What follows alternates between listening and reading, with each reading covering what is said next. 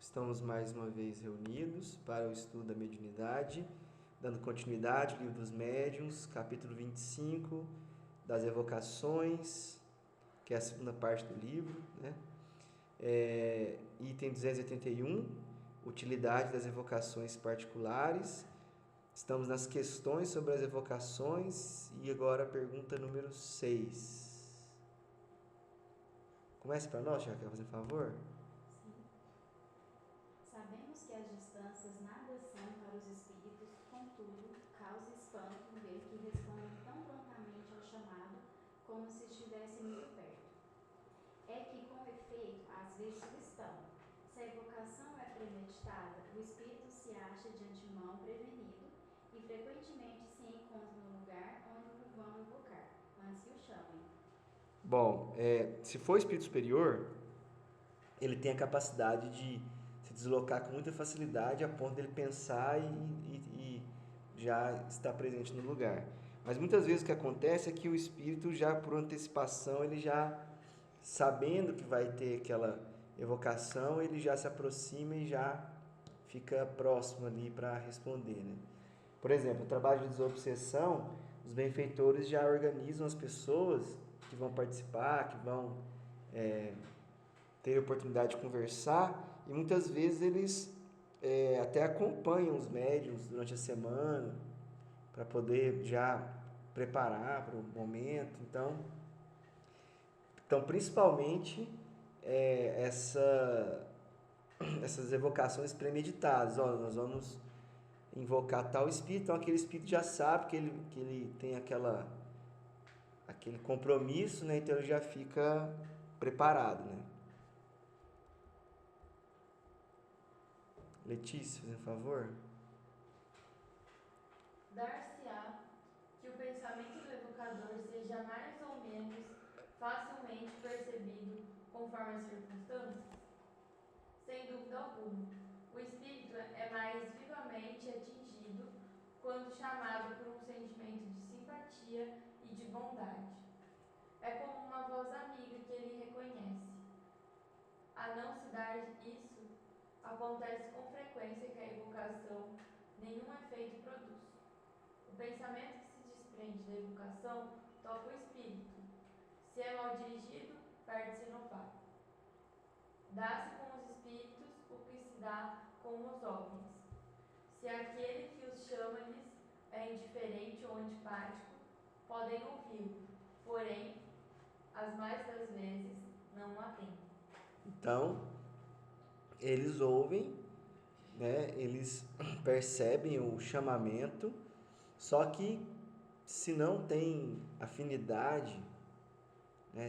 Ou então se é mal dirigido, né? Se for um pensamento ruim, algo nesse sentido, o espírito não vai querer responder, né? Ou às vezes nem chega até ele, né? Igual lá, perde-se no vácuo, quer dizer, o pensamento não tem força para chegar até o destinatário.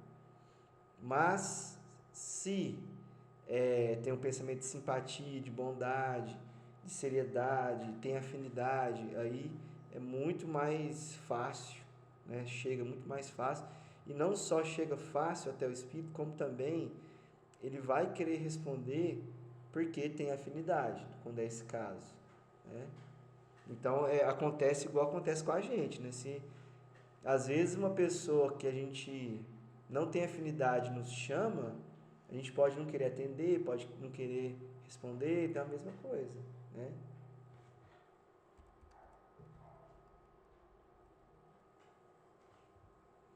Na Paula. O espírito evocado vem espontaneamente ou constrangido? Obedece à vontade de Deus, isto é, à lei geral que rege o universo. Todavia, a palavra constrangido não se ajusta ao caso, porquanto o espírito julga da utilidade de vir ou deixar de vir. Ainda aí exerce o livre-arbítrio. O espírito superior vem sempre que chamado com um fim útil.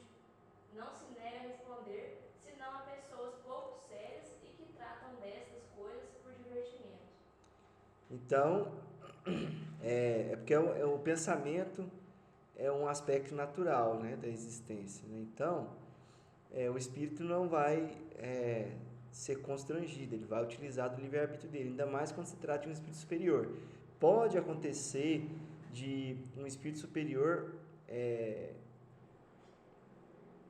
ele, pela importância da comunicação, ele trazer um espírito compulsoriamente para responder aquele chamado. Isso pode acontecer, dependendo da utilidade e do objetivo da comunicação. Porque, por exemplo, na desobsessão, muitos irmãos que acabam se comunicando são irmãos que não gostariam de estar comunicando. Eles até falam, me trouxeram aqui à força, estou amarrado.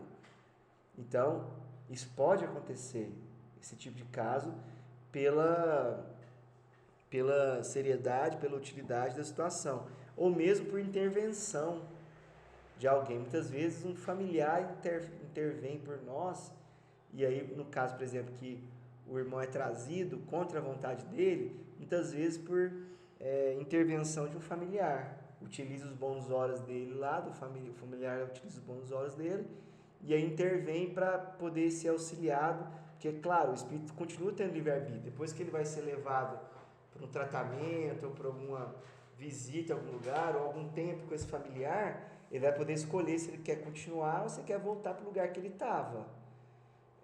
Mas existe essa questão da intervenção, do auxílio de alguém, né, para poder trazer a pessoa. É igual, por exemplo, quando interna alguém compulsoriamente, né?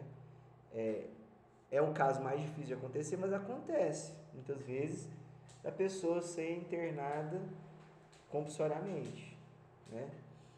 Mas aqui ele está falando do espírito superior, né? O espírito superior, sempre que ele é chamado com um fim útil, ele vai querer responder, ele vai responder, porque ele sabendo que tem utilidade, que tem um objetivo de aprendizado ou de auxílio a alguém, ele nunca vai deixar sem resposta, pelo próprio livre-arbítrio dele, né? Agora, pessoas que tratam por divertimento, aí vão vir espíritos brincalhões, zombeteiros, né?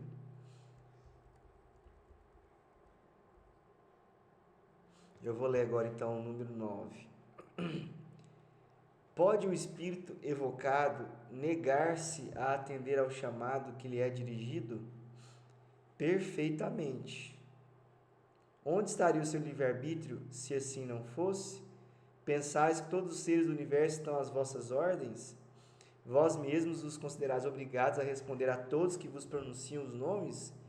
Quando digo que o espírito pode recusar-se, refiro-me ao pedido do evocador, visto que um espírito inferior pode ser constrangido a vir por um espírito superior, que é exatamente o que nós falamos na pergunta passada. Um espírito superior pode constranger um espírito inferior a ir dar a resposta, mesmo que ele não queira, pela utilidade, pela seriedade, pelo objetivo da comunicação. Se for um objetivo sério, uma questão que vai auxiliar muita gente, uma questão até mesmo que vai auxiliar aquele espírito que está sendo constrangido, pode acontecer. Mas, normalmente, o que acontece? O espírito que é chamado, ele vai ter o livre-arbítrio de responder. Se for o espírito superior, ele sempre vai ter o livre-arbítrio dele. Por quê? Porque ele já adquiriu a responsabilidade da liberdade. Então, ele sempre vai verificar o seguinte: aquela evocação é séria e é útil? Sim, então ele vai responder. Porque ele vai sempre pensar em ajudar quem está precisando. A mensagem não é divertimento, é fútil, então o espírito superior não vai responder. Se for um espírito inferior, aí ele vai ser o livre-arbítrio dele. Ele pode querer responder ou não, depende do que está pensando, se ele acha que vai ser bom, porque ele está pensando mais em si próprio, entendeu?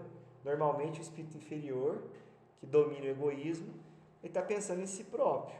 Se ele vê vantagem para ele, se ele achar que ele tem tempo, aí depende muito do espírito inferior ali, da característica dele, atual.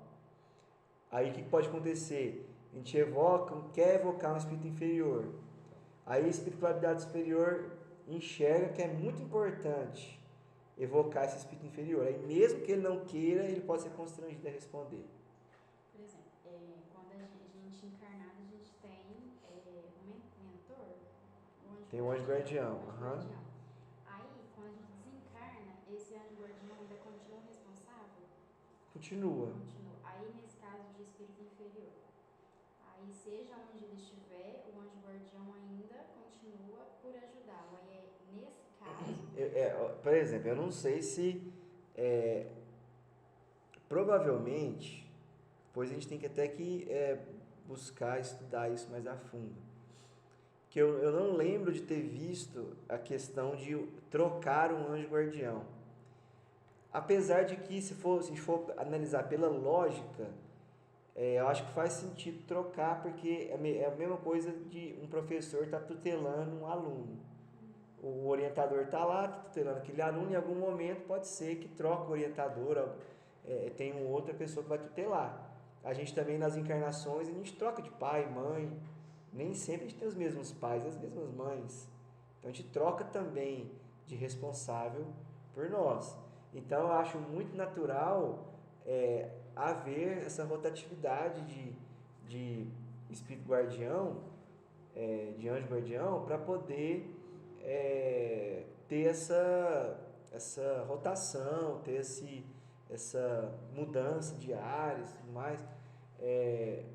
Agora, acho que depende mais da situação do desencarnado. Às vezes ele precisa ainda precisa da companhia daquele, ele continua. Até porque a gente já estudou o seguinte: o anjo guardião não está nem preocupado em que se saiba o nome dele. O importante é que ele quer ajudar, né?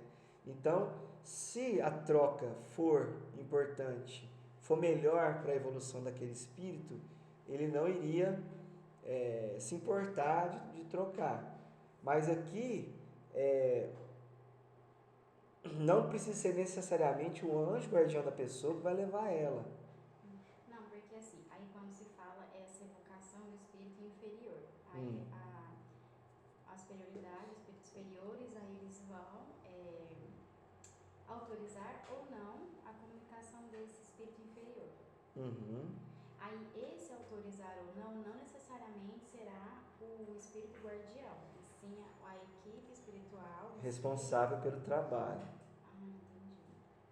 Ou no caso aqui da codificação, os espíritos superiores responsáveis pela codificação. Entendeu? Então a gente pensa assim, numa desobsessão. Então os espíritos que vão trazer esses irmãos são os espíritos responsáveis pelo trabalho. Então o espírito inferior ele não vai se comunicar se ele não for autorizado pela... Não, ele não vai se comunicar por dois motivos possíveis. Uma reunião séria, né? Dois motivos possíveis. Ou aquele espírito não quer, que ele tem o livre-arbítrio dele. Aí no caso, se ele não quiser e a espiritualidade achar que tudo bem, que deixa o livre-arbítrio dele, beleza. Ou a situação do espírito superior ver que precisa da comunicação dele e aí ele constrange o espírito a responder. Então são esses dois casos. Vamos pensar assim, quais são os casos que ele pode não responder? Não responder. Ou quando ele não quer e o espiritualidade superior deixa dessa forma, ou às vezes ele não tem permissão para responder, porque tem outra pessoa na frente, ou não vai ser bom ele responder, não vai ser útil, não vai trazer não vai trazer benefícios nem para quem está escutando, nem para ele mesmo. Essas decisões são tomadas pela equipe Pela espiritual equipe. responsável pelo trabalho. Uhum. Entendi. Você achava que era quem? Não, eu achava que o espírito, de onde ele estivesse, ele poderia vir, se ele quisesse ou não, né? E aparecer sem permissão de ninguém, sabe? Visse por conta, por vontade. Sem ter uma equipe Não, sempre tem equipe. Mas assim, eu entendo que é em um trabalho sério, né? Que é onde acontece esse tipo de coisa. Que aí tem a equipe responsável. Ainda mais se tem, porque no caso da codificação, às vezes a comunicação, ela poderia acontecer sem uma data, sem uma constância certa. Por exemplo, deu certo de evocar na quinta, beleza, 9 horas da noite, beleza. Deu certo de evocar na terça, 8 horas da noite, beleza. Agora, quando um trabalho tem uma rotina, igual ali, toda segunda-feira tem desobsessão, aí tem uma equipe responsável. Entendi. Mas no caso da codificação é diferente, porque tudo que a codificação, que o Kardec fazia na codificação, tinha o amparo da equipe do Espírito da Verdade, de Espíritos Superiores, a todo momento.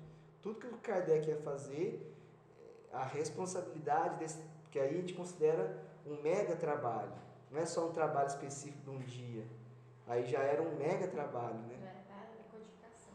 E que era todos os dias, né? Não tinha um dia. Claro que eles tinham os trabalhos específicos que eles organizaram, mas era como se fosse 24 horas por dia, 7 dias por semana. Então, toda situação de evocação que ia fazer, toda situação que o Kardec estava participando, quem organizava e quem decidia era a equipe do Espírito da Verdade, essa equipe de Espíritos Superiores. Agora, nos trabalhos sérios, mas com a rotina, aí a equipe é a equipe responsável por aquele trabalho. Agora, o trabalho que não... Agora, quando tem uma evocação que não são de pessoas sérias, aí não tem equipe, não tem organização, aí não tem nada. Não tem nada. Essa prova que você falou de anjo da guarda é na mesma vida? Não. O anjo da guarda, a partir do momento que ele é designado para atender aquela pessoa naquela vida, é só ele. Aí ele pode até se afastar se a pessoa estiver trilhando o caminho do mal, não quiser melhorar, ele pode até se afastar e temporariamente, né? Quer dizer, aí se a pessoa for assim até o final da vida, ele vai ficar afastado até o final da vida, mas a qualquer momento que a pessoa decidir trilhar um bom caminho, ele já retorna, aproxima na hora. Mas o responsável é aquele, naquela vida. Mas a gente tem anjo da guarda e o mentor espiritual, seria? Não.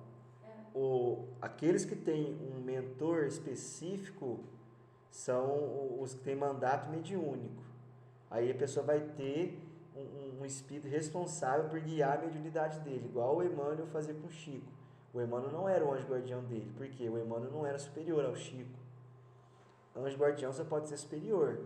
Então, o único que poderia ser anjo guardião do Chico seria o Espírito da Verdade. Ele é o anjo guardião do Chico. Então, só que para você ter um guia, um responsável pela mediunidade, a gente tem que ser missionário, a gente tem que estar em outro patamar. Então, nós só temos anjos da guarda. um anjo da guarda, né? Seria o nosso benfeitor, né? Aí esse benfeitor pode mentorar mais de uma pessoa. Pode. A gente já viu em outros estudos que pode sim. Mas, em termos de anjo guardião, sim, é só um. Mas a gente pode ter espíritos amigos que nos auxiliam. Espíritos familiares, que nos inspiram, que nos ajudam de boa vontade, porque está preocupado com a gente. Então, a gente não tem só uma ajuda, a gente tem a ajuda um monte. Só que o responsável por nós é o anjo guardião. Mas a todo momento a gente tem familiar ajudando a gente, familiar inspirando, familiar ajudando em determinado aspecto. Às vezes um espírito designado para nos ajudar num serviço específico nosso. Entrei num emprego novo, de tal área nova, tal. A gente pode até ser designado um espírito para nos ajudar naquilo em específico. Por algum momento, por alguma ocasião certa. Mas aí quem que vai chamar, designar, permitir, aí é o nosso anjo guardião. Que aí são coisas pessoais. É tudo que envolve questões de permissão para coisas pessoais nossas, de cada um, pessoal, aí envolve a permissão, o trabalho do anjo guardião. Agora, o que envolve trabalhos, que envolve equipes, aí envolve permissão, claro, desde que o trabalho seja sério, mas aí envolve permissão do responsável daquela equipe, dos responsáveis espirituais daquela equipe, entendeu? Ou seja, a gente volta naquela questão, tudo que acontece tem que ter permissão de Deus, em primeiro lugar, e em segundo lugar, aí vai descendo a escala, né? Aí dos ministros de Deus, dos espíritos superiores, então tem que ter a permissão da espiritualidade superior, qualquer coisa. Por isso que nada está fora da bondade de Deus, nada está fora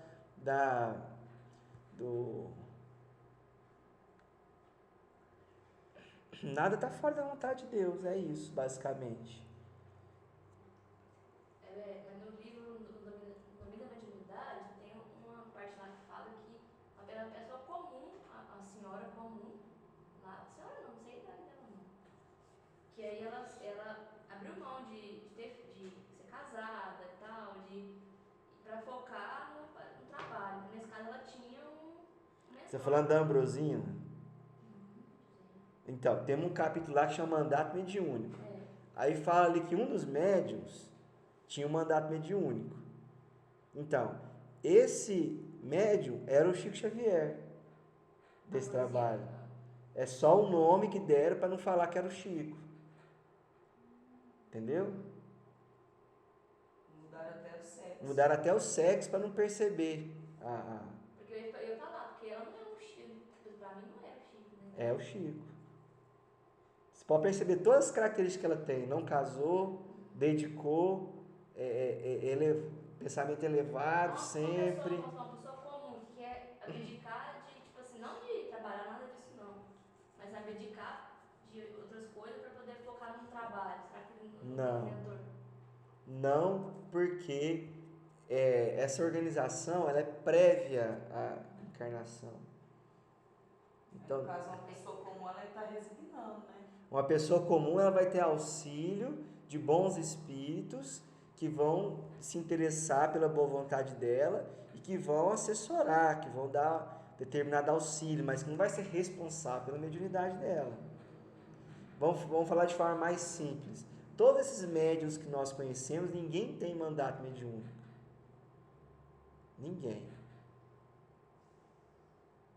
Porque a pessoa, para ela ter um mandato mediúnico, ela tem que ter uma missão especial, ela tem que ter uma evolução espiritual muito grande. Entendeu? Esses nomes que a gente conhece nem tem. Não. Os mais famosos estão longe ainda de ter. Não, É pior porque ainda. Eu pensei naquele, no Cardápio Sacramento. O Eurício Barçanufo? Então, o Eurício Barçanufo, pelo fato dele ser já um apóstolo de Jesus desde a época de Jesus, aí é possível, e ele sendo um espírito superior, igual o Bezerra de Menezes é um espírito superior, aí faz sentido ele ter mandato mediúnico, mas não de psicografia, né? O mandato mediúnico dele poderia ser na parte de cura, né? Na parte de orientação. E Antusa?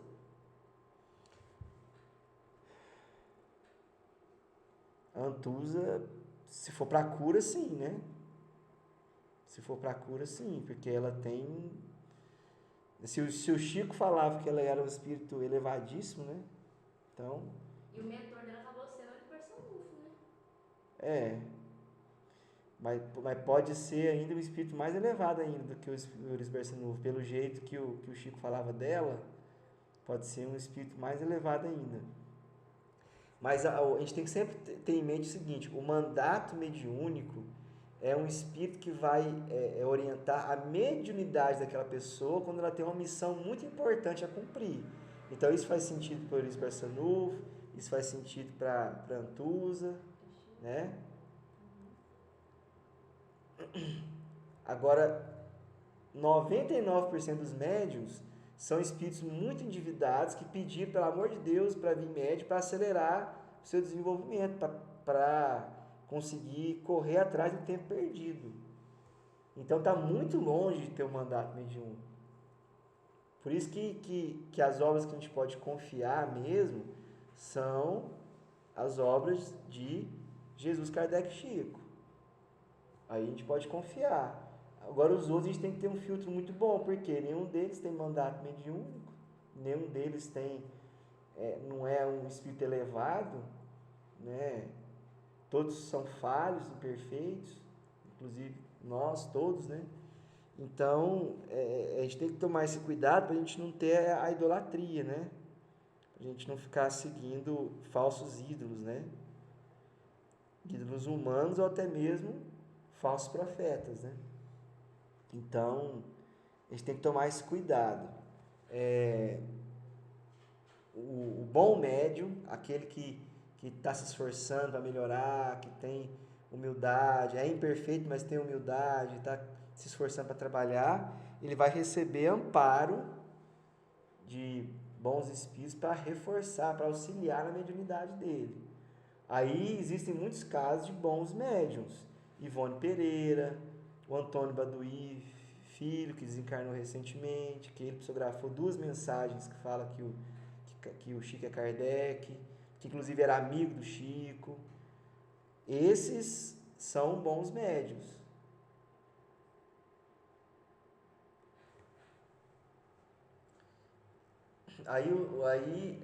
Outros a gente tem que ter o crivo. Tem que ter o crivo para analisar. Os são bons trabalhadores. Às vezes não consegue nem chegar ao ponto de ser bom médium ainda. Os nomes que eu lembro agora de bons médiums é Ivone Pereira e o Antônio Baduí Filho. Os 2 que me vêm à cabeça agora que eu lembro. Outros ainda estão trilhando o caminho para ser. Certo?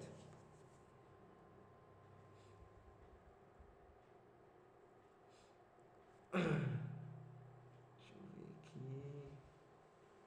Agora é o 10? Vai, tia Raquel. Haverá para o evocador meio de constranger um espírito a vir ao seu malgrado? Nenhum, desde que o espírito lhe seja igual ou superior em moralidade. Digo em moralidade e não em inteligência, porque então nenhuma autoridade tem um evocador sobre ele. Se lhe é inferior, o evocador pode consegui-lo, desde que seja para o bem do espírito, porque nesse caso outros espíritos o secundarão. Então a pergunta foi se o evocador pode constranger o espírito a vir. A resposta é que pode, sim, desde que o espírito seja inferior a ele. Porque o que vale é a evolução moral. É a evolução moral que dá a hierarquia espiritual. Então, se o evocador for mais evoluído moralmente que o espírito, ele consegue sim constranger ele. Só que mesmo nesse caso, tem um espírito que está ajudando ele. Não tem como ele fazer isso sozinho. Então, primeiro, tem que ter utilidade, tem que ser para o bem daquele espírito e tem que ter a permissão de um espírito superior para o evocador conseguir constranger ele. A não ser que seja o caso de Kardec. Porque aí o Kardec em si, ele já era o responsável pela codificação, ele com o Espírito da Verdade. Então, ele já tinha autoridade suficiente, que ele, inclusive, esses espíritos superiores, eles não ficam presos à matéria, eles conseguem, igual o Eurípides Barçanufo, ele não conseguia desdobrar, não conseguia bicorporeidade, se libertar do corpo facilmente. Então, Kardec também. Então, sendo um espírito superior, no caso específico de Kardec, ele, com a autoridade dele, conseguiria, sim, constranger o espírito. Pela autoridade dele de codificador. Certo? Aí, com a autoridade dele, como ele e o Espírito da Verdade são responsáveis por toda a equipe de espíritos superiores, aí os espíritos vão em auxílio ao Kardec. O Kardec falou como se fosse assim, ó. O Kardec é o o gerente e o Espírito da Verdade é o diretor. Então, só que os dois têm, a diferença dos dois é muito pequena, né? Então, o Kardec tem liberdade para fazer as coisas. Então, é como se o Kardec chegasse e falasse, chama o auxiliar dele ali, que é um espírito superior também, mas menos evoluído que o Kardec, da equipe ali, né, do Espírito da Verdade, fala assim, chama para mim aquele espírito lá que eu preciso falar com ele. Aí o espírito vai lá e chama. Porque o Allan Kardec tem essa autoridade, entendeu? Mas eu estou falando de um caso específico, né? Um caso específico. Mas que mesmo assim está de acordo com essa questão aí. Por que o Kardec consegue chamar? Porque o Kardec é superior a qualquer espírito que vai chamar. Qual espírito seria superior a Kardec? Sendo que só tem o Espírito da Verdade superior a ele. Então ele tem essa autoridade. Mas que autoridade? Autoridade moral. Porque acima, o que é o Espírito superior? O Espírito superior, ele é um espírito da segunda ordem, segunda classe. Acima do Espírito superior é só o Espírito perfeito, igual a Jesus. Mas entre os Espíritos superiores, há hierarquia também. Porque os Espíritos superiores, eles já são muito evoluídos moralmente e intelectualmente, mas ainda não alcançaram a perfeição. Então, entre os Espíritos superiores, há também diferenças. Há também hierarquia. Tanto é que a equipe do Espírito da Verdade são todos Espíritos superiores, inclusive o Kardec. Só que quem que são os mais evoluídos desse grupo de Espíritos superiores? Espírito da Verdade e Kardec. Até porque o Kardec, que é o Chico, ele sempre foi discípulo do Espírito da Verdade, né? Que é Sócrates, Moisés, Elias, João Batista. Platão é o Kardec, né? Ele foi Sócrates. O Espírito da Verdade, Sócrates. Que é sempre foi o mestre do Platão. Então eles sempre seguiram essa mesma linha, os dois vindo juntos, sempre um como discípulo do outro, né? Sempre o Kardec como discípulo do Espírito da Verdade.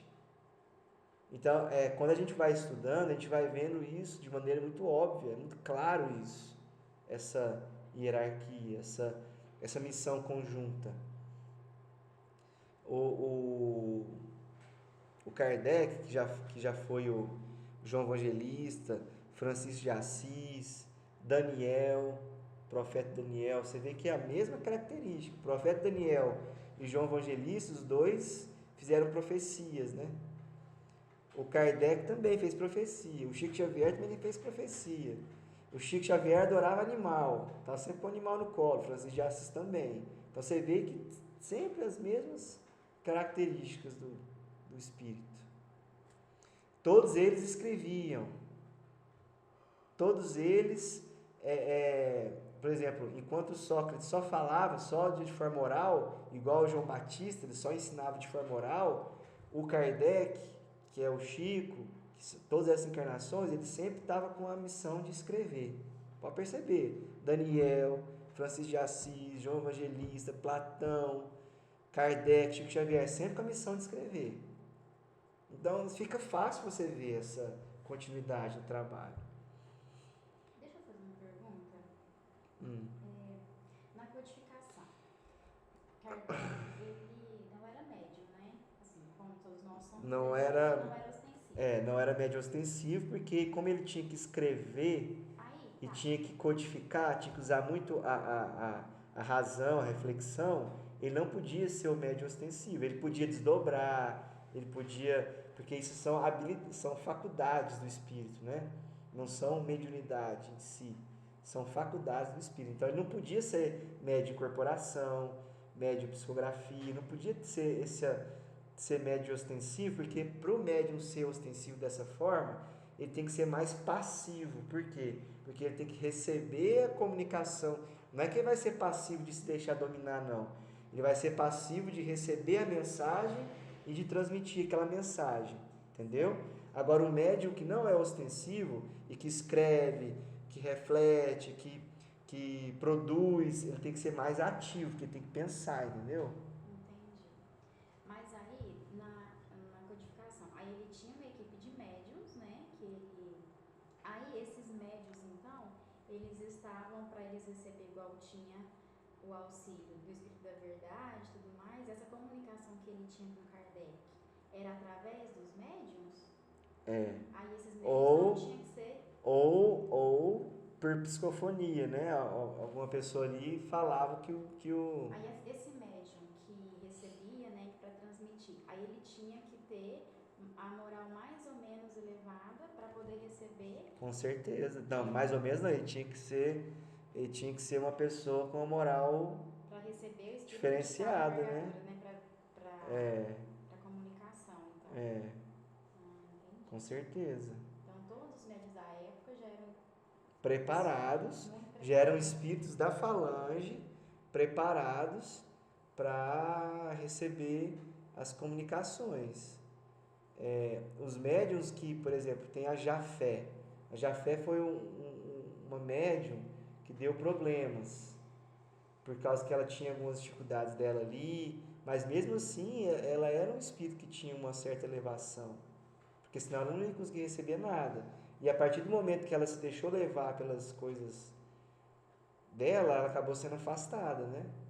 Ela não ficou tanto tempo assim com Kardec, mas o Kardec tinha médiums ali excepcionais. Aí no caso, bons médiums, do nível ali do Antônio Baduí, da Ivone Pereira, médiums que são espíritos bons, porque assim, para você receber espíritos elevados, não adianta só ser médium ostensivo, né? O médium ostensivo ele pode ter excelentes comunicações, assim, comunicações assim, que você fala assim, nossa, essa comunicação, você vê que ela é legítima, mas não quer dizer que ele vai ter comunicação de espírito bom, porque para ter essa comunicação de espírito bom, precisa ter evolução moral mesmo.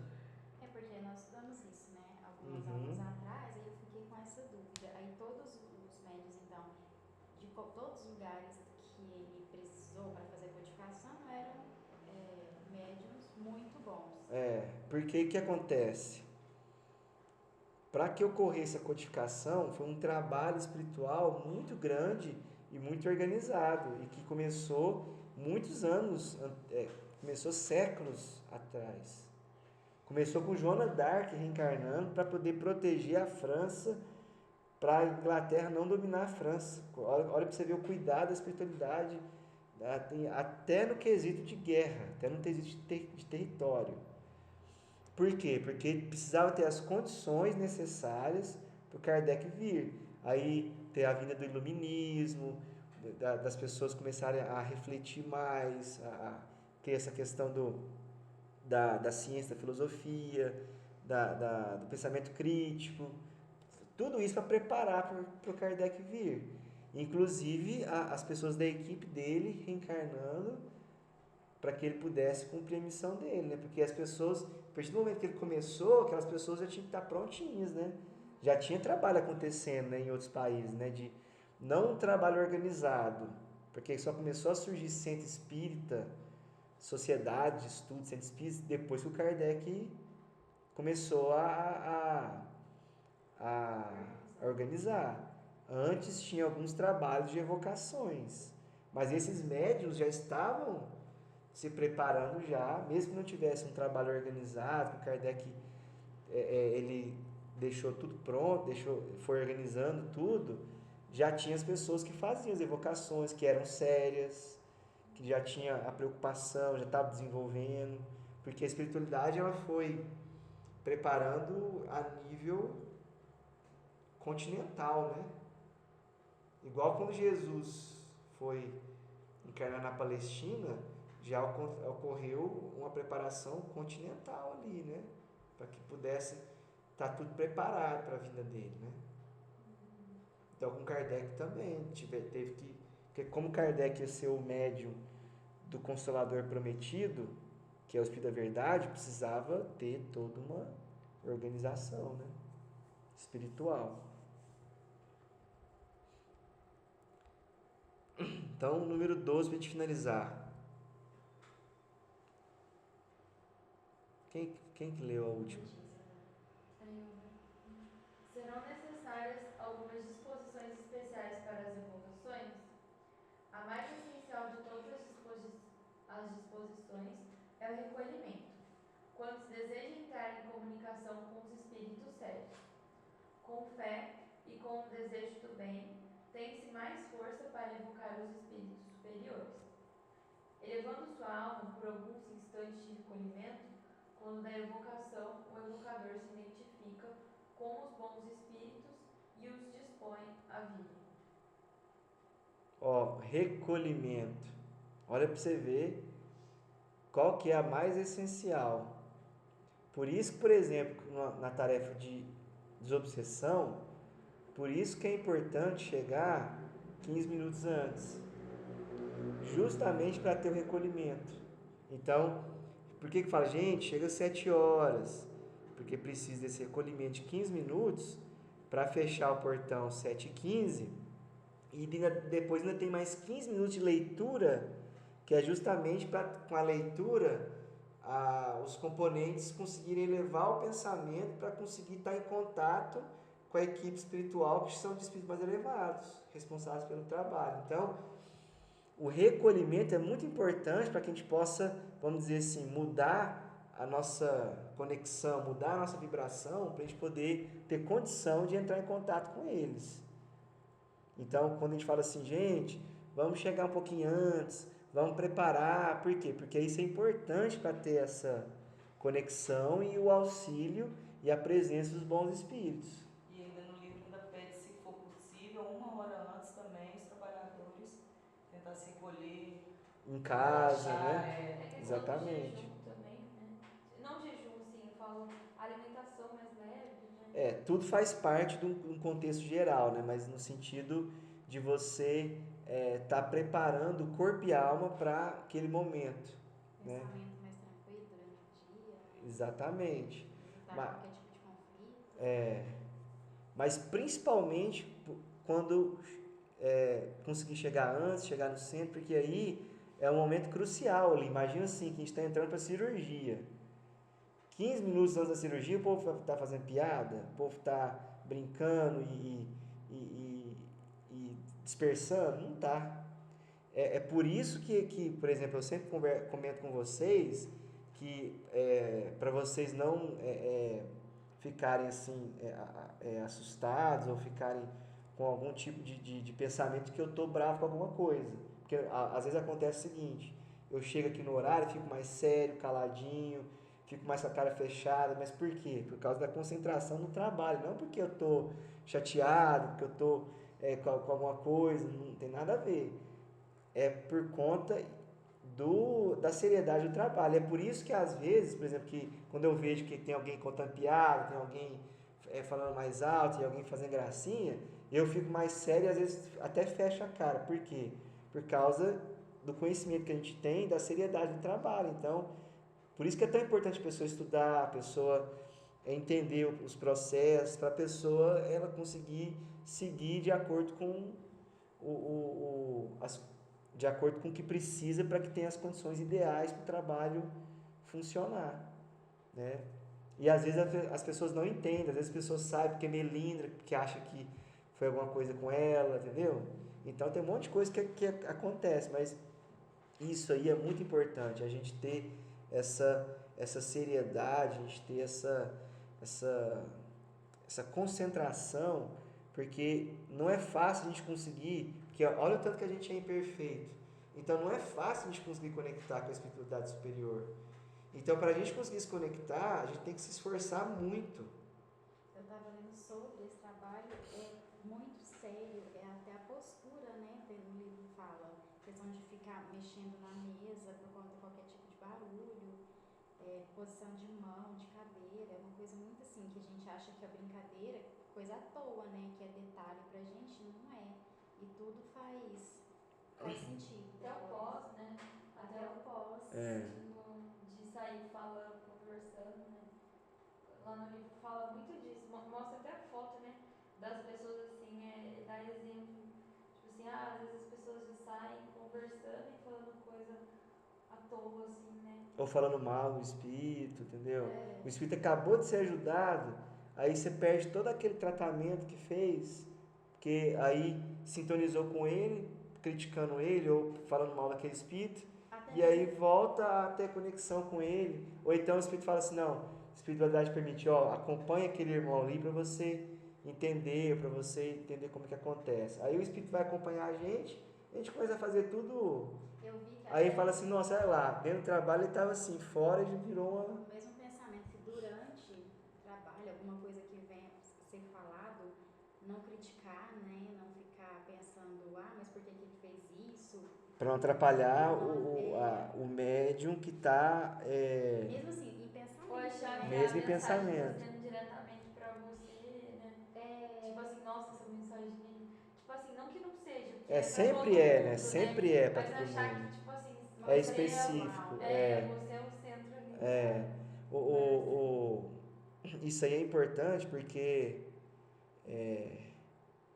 a gente acha que não, mas o pensamento que a gente tem, porque o trabalho é espiritual. Então, o pensamento que a gente tem, ele influencia todo o processo mental ali de proteção. Então, às vezes eles têm até que bloquear energeticamente a gente pelo fato das nossas emissões. Então, se a gente ficar criticando, mas o esclarecedor não podia ter falado isso, mas ele não tem que falar isso. Então, se a gente ficar, mas eu acho que podia ter falado de outra forma. Se a gente ficar pensando assim, na hora ali do esclarecedor, a gente está atrapalhando ele. E eu penso assim, porque é um trabalho com menos pessoas, eu acho que o pensamento faz muita diferença, né? De uma pessoa Faz, para outra, faz. sabe? E aí, existe um momento que pode reunir as pessoas desse trabalho para aí sim conversar e ter a crítica construtiva de algumas coisas, sempre com base nas obras kardecianas do Chico, para às vezes orientar, esclarecer, fazer a crítica construtiva. Mas isso aí tem que ser no momento pós, tem que ser em outro momento, reunir para conversar sobre isso. Entendeu? É claro que hoje é difícil a gente conseguir ter esses momentos, mas seria importante ter esse momento de reunir para falar sobre o trabalho. Ter momentos de reunião para poder discutir o que pode melhorar, o que pode ser feito, tudo isso é muito importante, mas a gente vive num mundo hoje que é mais difícil, né? A gente custa ter sobre as mensagens dos trabalhadores da casa, né? também, porque a gente custa ter tempo até para conseguir cumprir os trabalhos básicos, né? Imagina porque você viu tanto, se você for ler lá no livro, tem um monte de trabalhos extras que pode ter de derivação desse trabalho. E essa questão do recolhimento é tão séria que os diretores antigos de centro, que isso nem a gente consegue fazer. Eu, por exemplo, às vezes consigo chegar em cima da hora, chega até atrasado, que é uma coisa que é absurda, que não deveria acontecer jamais como responsável. Mas acaba acontecendo. Mas a gente tem que se vigiar para não acontecer, para a gente chegar pelo menos 15 minutos antes. Pelo menos. Porque os diretores antigos de centros, os responsáveis, eles chegavam com 1 hora de antecedência. Porque ele chegava, ficava em recolhimento, ele primeiro, lógico, organizava se precisar. Claro, e antigamente tinha as pessoas que vinham limpar ainda com mais constância e gratuitamente. Os próprios trabalhadores falavam assim, não, eu vou lá tal dia para limpar, ia lá. Não, eu vou lá tal dia para limpar, ia lá. Então tinham mais trabalhadores que faziam isso, mais pessoas que ajudavam. Aí o responsável pelo trabalho chegava 1 hora antes, se precisava limpar, ele limpava. Se não precisava, ele ficava sentado, lendo, em recolhimento, para preparar o ambiente espiritual para o trabalho. Por quê? Porque espiritualmente isso acontece com os benfeitores desencarnados. Eles chegam muito antes para já começar a preparar o trabalho. Então, nesse trabalho de obsessão, aí as pessoas se compõem a mesa. Se chegar, você pede assim 15 minutos antes, né? Que é o certo. Aí se chegar, tipo, esses 15 minutos depois, aí não pode entrar. Não entra. Pra não atrapalhar. Depois, aí 7h15 é o momento que fecha a porta. Aí não entra Fechou mais. a porta, não entra mais. Aí, então, tem essa preparação toda espiritual. Então, por que os dirigentes antigos faziam isso?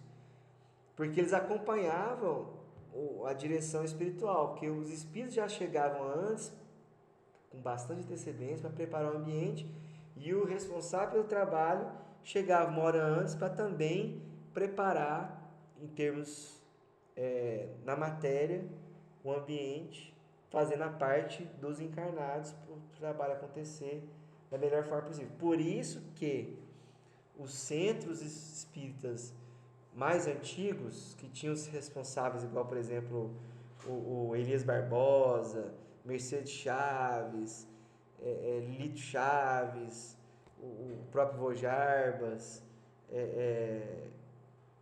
que tinha esse pessoal mais antigo, já eram espíritos mais evoluídos, então a gente tinha aquela sensação melhor quando chegava no centro.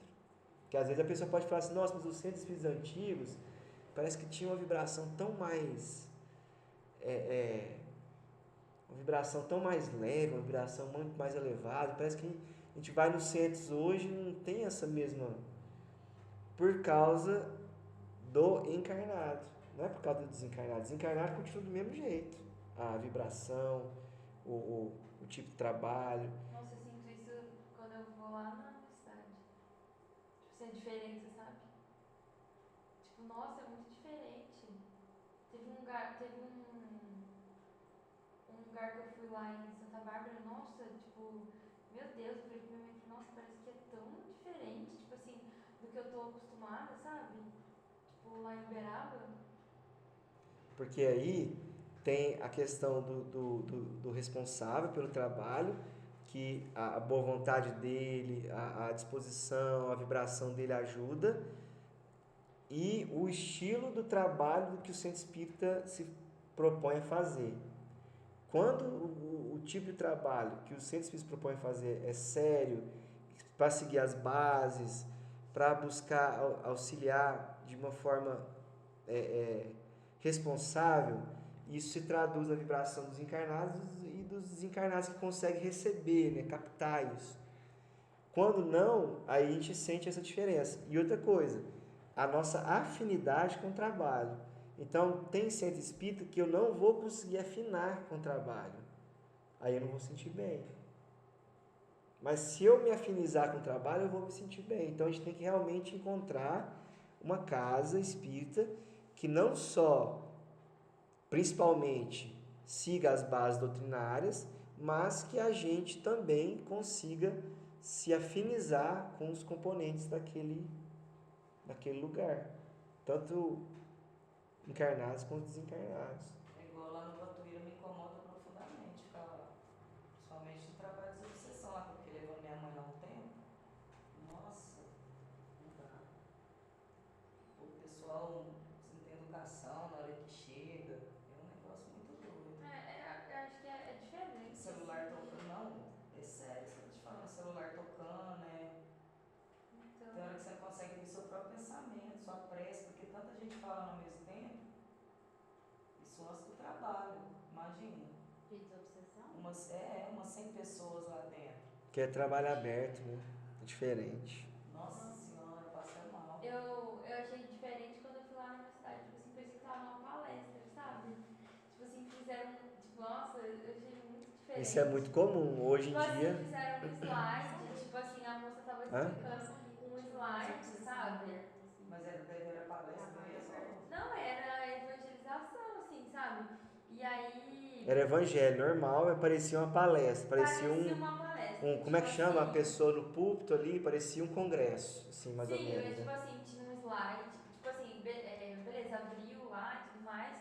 Aí tinha uma pessoa que foi escolhida pra falar aquele dia com um tema específico, ela preparou Não slide. tem inspiração, né? Não tem Tipo, inspiração. eu achei totalmente assim, sabe? Mecânico, né? Eu fiquei assim, gente, como assim?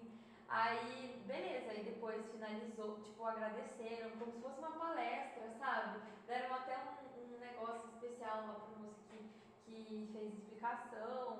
E aí, no final, a gente foi tomar passe e ok, assim, sabe? Mas, sabe, parecia que eu tava num lugar que era uma palestra, tipo... Então, por quê? Eu achei Porque muito é diferente. isso que está acontecendo, que o Chico Xavier sempre, e meu avô sempre batalhava, da questão da elitização do movimento E espírita. é As tipo pessoas... assim, muita gente rica da cidade, Então, sabe? aí o Chico falava, as pessoas estão elitizando tanta doutrina que daqui uns dias a gente vai estar falando só para acadêmicos e doutores, e sendo que o espiritismo é para o povo. É o contrário, não é para os doutores, para os acadêmicos, é para o povo. Então, o que está acontecendo? Elitização do movimento espírita e profissionalismo religioso. As pessoas estão querendo profissionalizar para ficar igual essas questões profissionais, que não tem nada a ver, porque a gente não tem que profissionalizar a religião ou profissionalizar o espiritismo. A gente tem que se adequar à simplicidade do espiritismo, que é Jesus, quando ele chegava ali no rio, no barco, ou no templo mesmo, mas de forma simples, falando para o povo, se dirigindo ao coração das pessoas. Então não tem nada a ver com elitismo, nem com profissionalismo, porque quando você coloca elitismo e profissionalismo, você está pensando nos interesses materiais, interesses pessoais. Está pensando em fazer network, está pensando em fazer contato, está pensando em agradar um público específico, pensando em melhorar, como é que fala, em acariciar ego, entendeu? Acariciar orgulho. Então, é totalmente contrário dos princípios espirituais. E eu sinto que, tipo Espíritas. assim, existe uma dificuldade também, por exemplo, para eles receberem ajuda de pessoas que querem ajudar nos trabalhos da casa, assim, sabe? Então, por exemplo, assim, tipo, a minha mãe, ela queria muito participar de ajudar em fazer alguma coisa que tivesse, assim, sabe?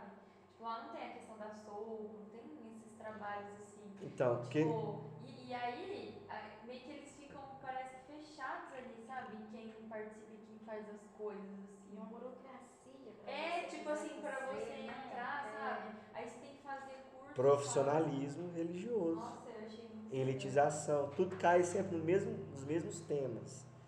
Então, Nesse caso aí, como é que a equipe espiritual já é difícil as faz? pessoas quererem ajudar quando o centro espírita é sério, simples e fiel à doutrina. Quando não é, pior ainda. A equipe espiritual, no caso, abandona a casa? Quando chega a esse ponto, assim, uma casa, ela nunca é abandonada 100% porque ela sempre atende a algum propósito, de maturidade de alguma pessoa, de auxílio para alguma pessoa, porque a gente vê que no livro Libertação, que até as igrejas que eram totalmente mal dirigidas, e o padre estava pensando, emitindo fluidos negros, que está pensando em outra coisa, não estava nem aí, mas as pessoas que estavam lá com fé, elas estavam recebendo o auxílio espiritual. Inclusive na hoste, a pessoa que estava lá rezando, todas aquelas energias, pensamentos negativos não estavam chegando nela e estava vindo só o pensamento de luz do alto para ela. Por quê? Porque ela estava concentrada. Então, não vai cumprir o seu papel que deveria cumprir? Não, mas ainda cumpre algum papel, porque a espiritualidade consegue auxiliar, mesmo na situação que não é a ideal. Porque nós somos, mas o que a gente está estudando aqui é o que é o melhor, né? O ideal, que é o que está de acordo com os princípios espíritas. Então, a gente analisa de forma analítica para a gente entender o que é o ensinamento correto, né? Entendeu? Então é isso. Vou finalizar aqui.